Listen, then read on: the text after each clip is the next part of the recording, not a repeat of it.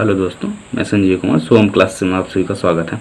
आज आपका chapter number 4 start होने वाला है और चैप्टर नंबर 4 का ये पहला वीडियो। तो इस वीडियो में मैं ये भी आपको बताऊंगा कि कोई चैप्टर अगर आप आसानी से तैयार करना चाहते हैं तो कैसे तैयार करें। ठीक है, तो सबसे पहले आप चैप्टर नंबर 4 की बात करते हैं तो इसमें आपको क्या क्या चीज़ें पढ़नी है ये पहले सबसे पहले डिस्कस कर लेते हैं, क्या चीज़ इसके बारे में हमें जानना है। तो चैप्टर है गतिमान आवेश तथा चुंबकत्व। ठीक है, जिसमें आपको पढ़ना है चुंबकीय बल क्या चीज़ होता है, चुंबकीय क्षेत्र क्या चीज़ होता है और लारेंज बल क्या है। अगला टॉपिक जो आपको पढ़ना है वो है धारावाही चालक पर चुंबकीय बल क्या है, चुंबकीय क्षेत्र में गति, संयुक्त विद्युत तथा चुंबकीय क्षेत्र दोनों। अगर आपके पास विद्युत क्षेत्र और चुंबकीय क्षेत्र दोनों है तो उसमें जो है कोई हमारा चार्ज पार्टिकल है या आवेश है तो वो किस प्रकार से गति करेगा या उसकी जो गति की डायरेक्शन होगी वो क्या होगी। ओके, नेक्स्ट पढ़ना वेग वर्णन करता क्या चीज़ है, साइक्लोट्रॉन के बारे में जानना है, बायो-सेवर्ट का ना, ठीक है, बायो-सेवर्ट का ला या बायो-सेवर्ट का नियम बहुत ही ज़्यादा इम्पॉर्टेंट है, बोर्ड एग्जाम में ये पूछा जाता है। अगर आप सीबीएसई बोर्ड हो या यूपी बोर्ड हो, कोई भी बोर्ड हो, बायो-सेवर्ट का ला जो है वो सभी बोर्डों के लिए बहुत ही इम्पॉर्टेंट है। और इसी बायो-सेवर्ट के ला के यूज के करते हुए जितने भी नीचे आपके और टॉपिक्स हैं वो सारे डेराइव किए जाएंगे। ठीक है, जैसे धारावाही वृत्ताकार पास के अंदर अक्ष पर चुंबकीय क्षेत्र, बिल्कुल बायो-सेवर्ट के नियम पर ये भी डेराइव किया जाएगा। तो बायो-सेवर्ट नियम अगर आपको अच्छे से तैयार है तो इस चैप्टर के कम से कम 5 क्वेश्चन आपको आसानी से तैयार हो जाएंगे सिर्फ एक टॉपिक पर। ठीक है, बायो-सेवर्ट का ला अगर आपको अच्छे से तैयार है तो कम से कम आपके कितने टॉपिक, 5 टॉपिक जो है आपको वो तैयार होंगे। एम्पियर का परपथीय नियम क्या है, परनलिका तथा टॉरॉइड के बारे में जानना है। दो समांतर तारों के बीच अगर दो समांतर तार हैं उनमें धाराएं बह रही हैं तो उनके बीच यानी एक तार दूसरे तार पर कितना बल आरोपित करेगा या कितना फोर्स लगाएगा और किस डायरेक्शन में लगाएगा, ये चीज़ हमें जानना है। विद्युत धारा, हाँ ये चीज़ अगर आप देखें तो ये चीज़ आपको देखने को मिलती है। कभी कभी जो बिजली के तार होते हैं, बिजली के जो खंभे होते हैं उसमें जब धारा नहीं बह रही यानी जब लाइट नहीं होती है तो उसके तारों के बीच की जो डिस्टेंस है वो लगभग हर एक जगह, अगर तार हमारा टाइट है यानी काफ़ी कसकर बांधा गया है तो बराबर दिखाई देती है, समांतर दिखाई देती। लेकिन जैसे ही बिजली के खंभों में यानी धारा प्रवाहित होती है, बिजली आती है तो क्या होता है कि वो तार एक दूसरे से काफ़ी पास पास आ जाते हैं, नज़दीक आ जाते हैं, यानी उन दोनों तारों के बीच में एक बल लगता है जिससे वो दोनों क्या करते हैं, पास पास। अगर धारा एक ही डायरेक्शन में है, धारा क्या है, अब डिपेंड करेगा धारा के डायरेक्शन पर, दोनों तार पास आएंगे कि दोनों तार दूर जाएंगे, ये डिपेंड करेगा कि कौन किस तार में किस डायरेक्शन में धारा बह रही है। तो वो सारी चीज़ें यहाँ पर हम डिस्कस करेंगे। अगला है विद्युत धारा, पास पर बल, आघूर्ण और चुंबकीय द्विध्रुव। ठीक है, यहाँ पे हमें चुंबकीय द्विध्रुव के बारे में पढ़ना है। चुंबकीय द्विध्रुव क्या है, जिस तरीके से हमने वैद्युत द्विध्रुव के बारे में पढ़ा था बिल्कुल सेम कॉन्सेप्ट वही है। यहाँ पे हमें चुंबकीय द्विध्रुव, वहाँ पे वैद्युत द्विध्रुव में क्या प्लस माइनस होता था, यहाँ चुंबकीय द्विध्रुव में साउथ पोल और नॉर्थ पोल ये दो आपके पोल होंगे। ठीक है, अगला है एक समान चुंबकीय क्षेत्र में आयताकार पास पर विद्युत धारा अगर हम प्रवाहित करते हैं, कोई आयताकार कुंडली रखी हुई है उसमें विद्युत धारा प्रवाहित करते हैं तो उस पास पर कितना बलयुग्म आघूर्ण लगेगा या कितना बलयुग्म आघूर्ण आरोपित होगा, इसकी हमें गणना करनी है।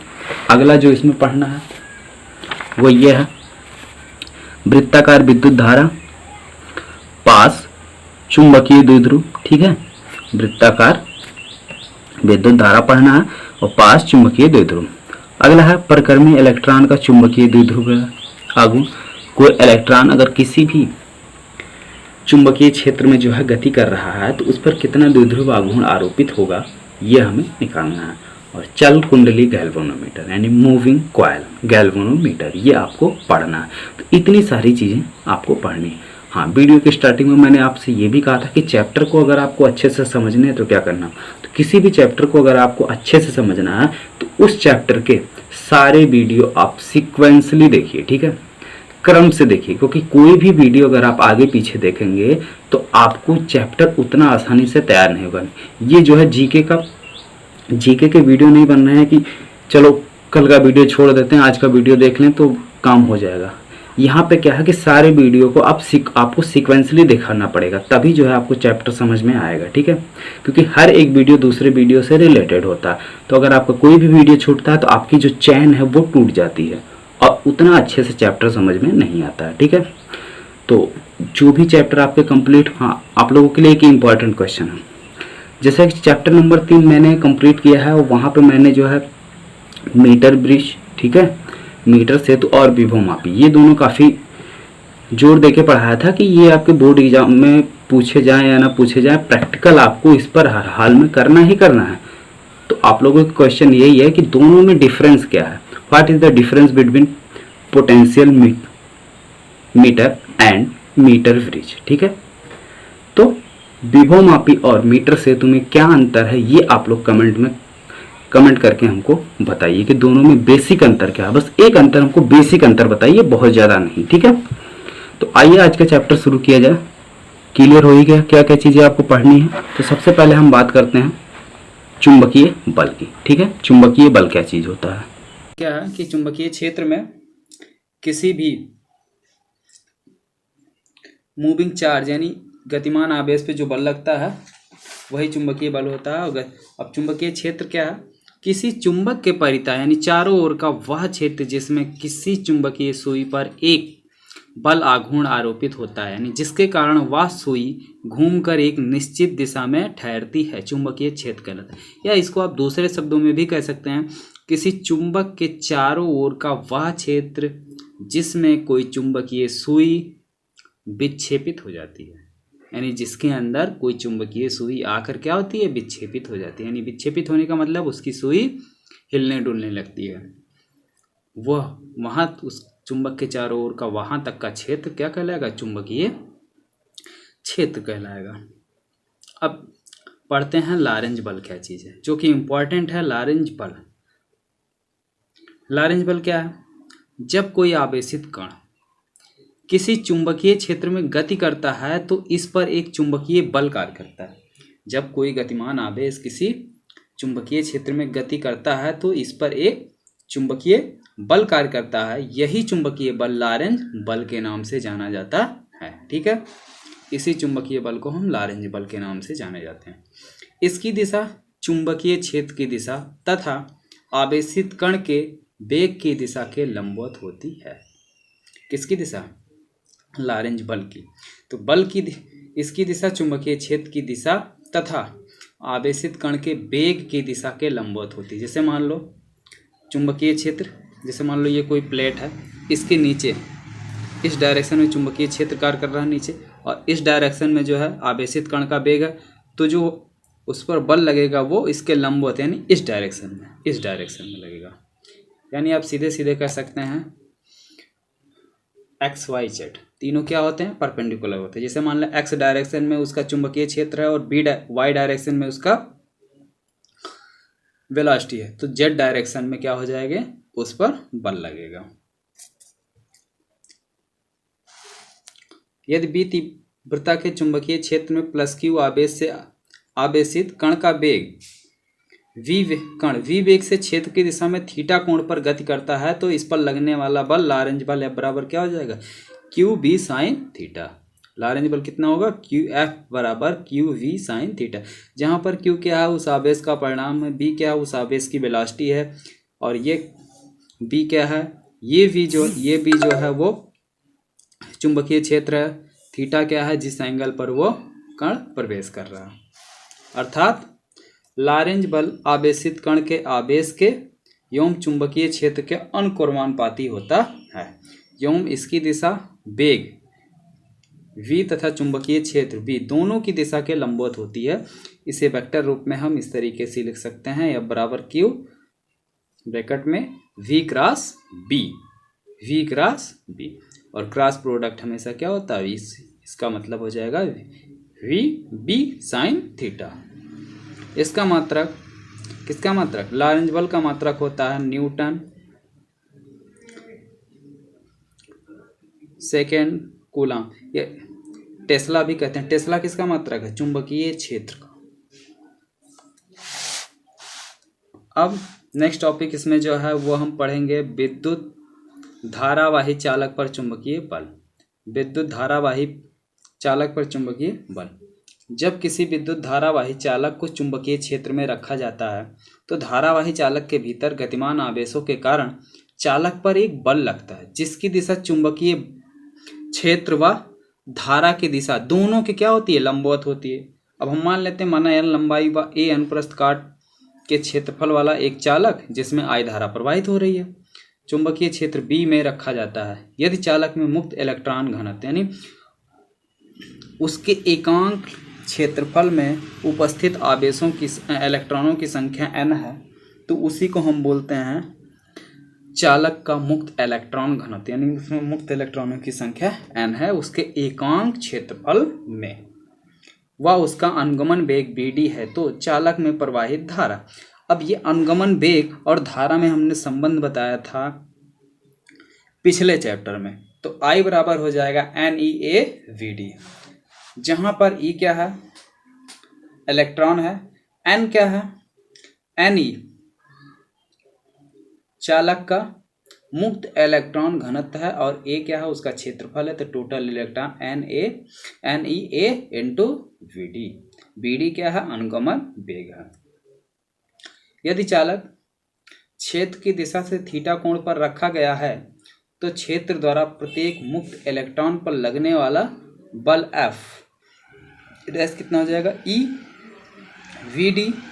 VD क्या, अनुगमन वेग B साइन थीटा। तो चालक में मुक्त इलेक्ट्रॉनों की संख्या क्या है, चालक में मुक्त इलेक्ट्रॉन घनत्व इंटू चालक का आयतन, तो टोटल संख्या निकल आएगी, तो Na इंटू एल। पूरे चालक पर लगने वाला बल, तो एक इलेक्ट्रॉन पर लगने वाला बल इंटू कुल इलेक्ट्रॉनों की संख्या। एक इलेक्ट्रॉन पर जितना बल लगेगा उतना ही बल क्या होगा, सभी पर लगेगा, और सभी को हम जोड़ लेंगे, सभी को जोड़ लें या पूरे से एक ही साथ उठा के एक इलेक्ट्रॉन से पूरे में मल्टीप्लाई कर दें तो उतना ही आएगा। जैसे एक को आप 10 बार जोड़ो या 10 से उठा के एक में सीधे मल्टीप्लाई कर दो तो भी 10 ही आएगा। E बराबर एक इलेक्ट्रॉन पर लगने वाला बल कितना है, EB dV साइन थीटा, कुल इलेक्ट्रॉनों की संख्या क्या है, NaL, NeAVD क्या है, I है, अभी समीकरण नंबर 1 से ये हो गया I BL साइन थीटा। अब समीकरण 1 से इसकी जगह जब हम I रख देंगे तो F बराबर क्या हो जाएगा, I BL साइन थीटा। इसको सदिश रूप में हम लिख सकते हैं F बराबर I इंटू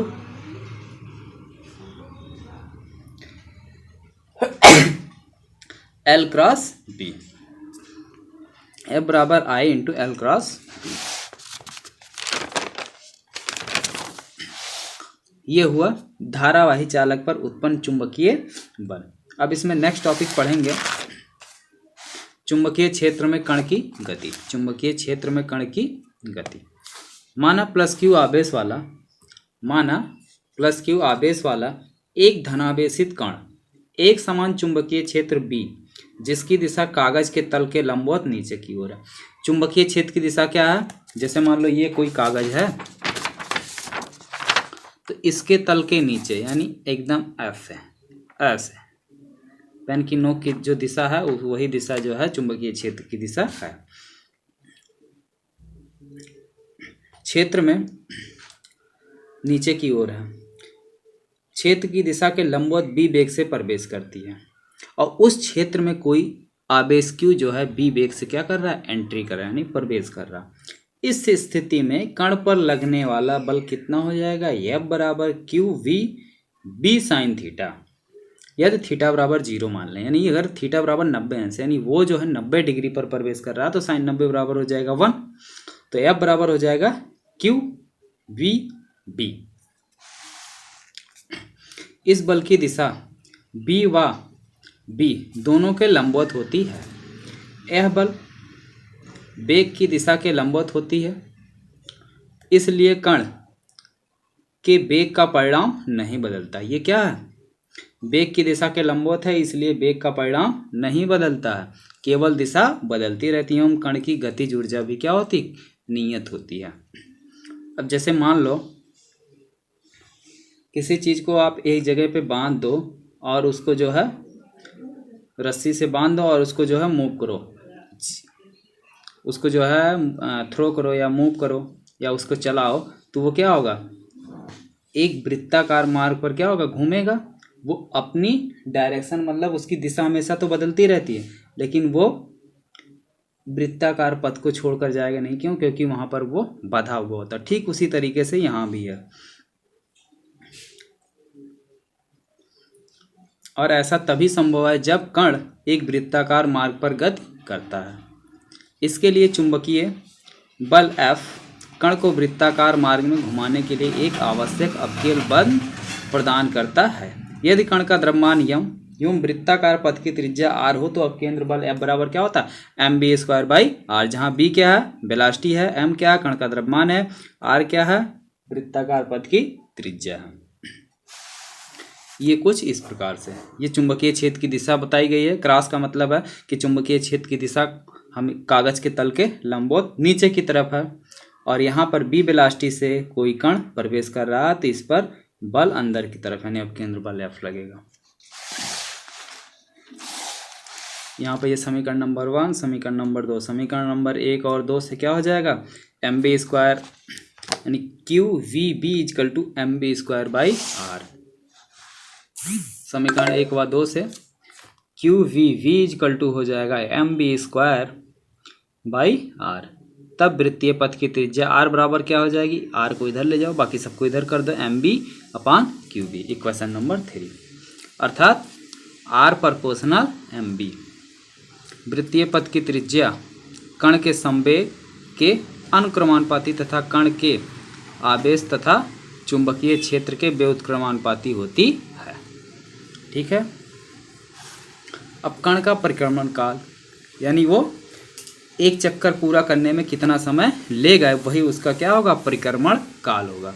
यदि r त्रिज्या के वृत्तीय पथ पर कण अपने पूरे एक चक्कर में, यानी एक चक्कर का मतलब 2πr दूरी तय करने में एक समान चाल b से गति करता है, तो परिक्रमण काल t बराबर क्या हो जाएगा, दूरी बटे चाल।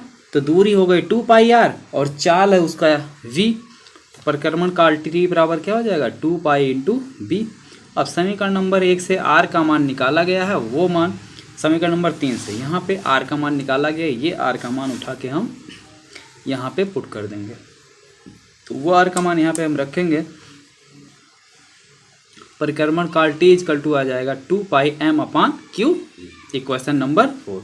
इसी प्रकार आवेशित कण की आवृत्ति n = हो जाएगी, आवृत्ति बराबर होता है 1 × आवर्तकाल, तो 1 आवर्तकाल, इसका उल्टा कर देंगे, QB नीचे ये ऊपर चला जाएगा, यानी आवृत्ति n बराबर QB/2πm।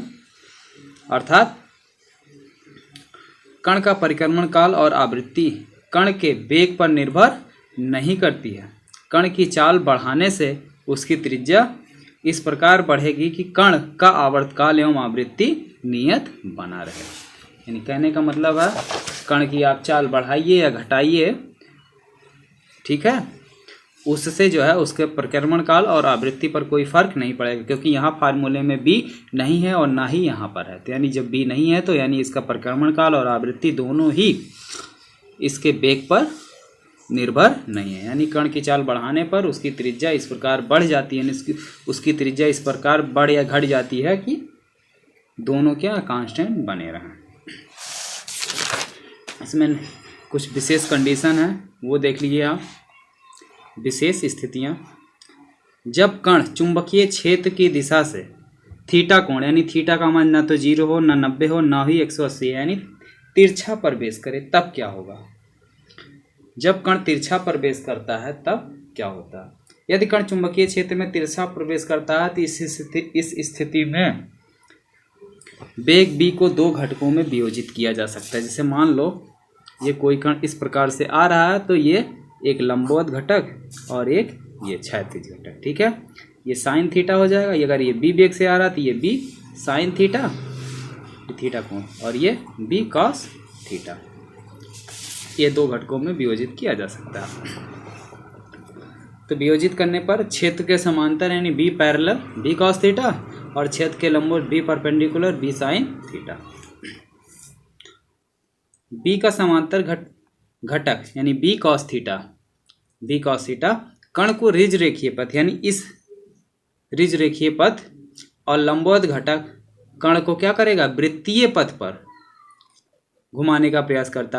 अब एक वृत्तीय घुमा रहा और एक रिज रेखीय, तो इन दोनों का परिणामी क्या हो जाएगा, एक सर्पिला आकार, यानी इसमें वृत्त भी आ रहा है और रिज रेखीय भी शामिल हो जाएगा। तो इन दोनों का परिणामी एक कुंडली के रूप में सर्पिलाकार यानी हेलेक्स के रूप में प्राप्त होता है, जिसकी अक्ष चुंबकीय क्षेत्र की दिशा के समांतर होती है और इसका अक्ष यानी ये लाइन चुंबकीय क्षेत्र की दिशा के समांतर होता है। तब इस कुंडलनी की पथ त्रिज्या r बराबर क्या हो जाएगा, M B perpendicular upon Q B, और बी परपेंडिकुलर बराबर क्या हो जाएगा, M B sine theta upon Q B, क्योंकि कुंडलनी की पथ त्रिज्या यानी सर्किल पर लाने का जो कार्य कर रहा है वो कौन कर रहा है, बी साइन थीटा कर रहा है, तो यानी B perpendicular B sine theta upon Q B. कण का आवर्तकाल कितना हो जाएगा, टी बराबर 2 pi M upon Q B, 2 pi M upon Q B.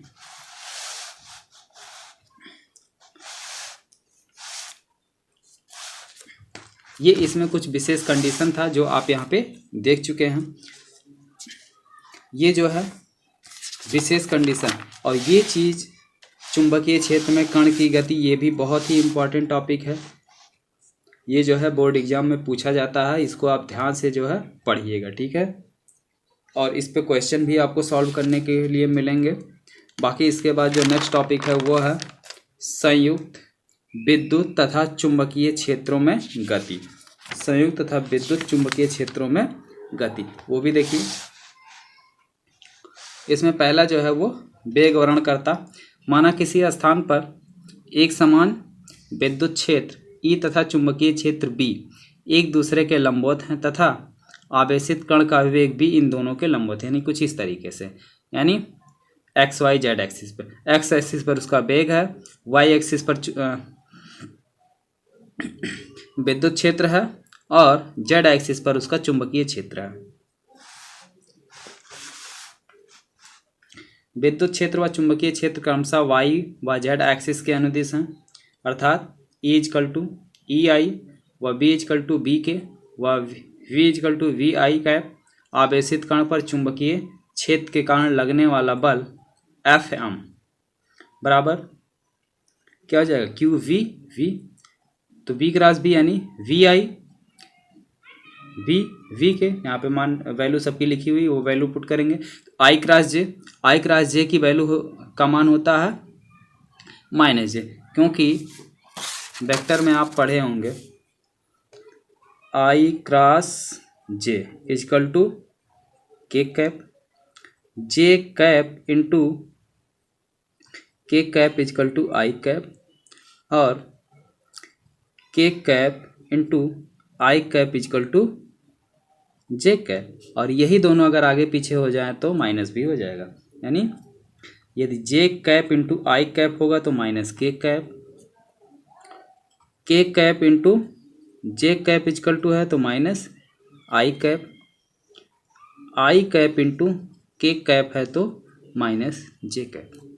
यही चीज़ यहाँ पर है, आई कैप इंटू के कैप, तो यहाँ पे हो जाएगा माइनस जे कैप। आवेशित कण विद्युत क्षेत्र के कारण लगने वाला बल एफ ई इजकल टू क्या हो जाएगा, क्यू इंटू ई, विद्युत क्षेत्र के कारण क्यू इंटू ई जे हो जाएगा, यानी जे डायरेक्शन में है। अतः आवेशित कण पर लगने वाला कुल बल, तो चुंबकीय बल के कारण जो लग रहा वो बल और चुंबकीय विद्युत क्षेत्र के द्वारा लग रहा वो बल, तो यानी F M plus F E, दोनों को हम ऐड कर लेंगे। तो यहाँ पे देख रहे हैं क्यू कॉमन है तो कॉमन ले लेंगे, यहाँ बच रहा है ई प्लस में तो ले लिए, और ये बच रहा माइनस में, माइनस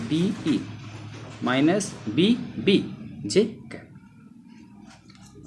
यदि ई व बी क्षेत्रों की तीव्रताएं इस प्रकार समायोजित की जाएं कि आवेशित कण पर लगने वाला नेट बल शून्य हो जाए, यानी इसको हम इस प्रकार से समायोजित करें कि ये जो वैल्यू है ये क्या हो जाए, शून्य हो जाए। तो जब ये वैल्यू शून्य हो जाएगा तो यानी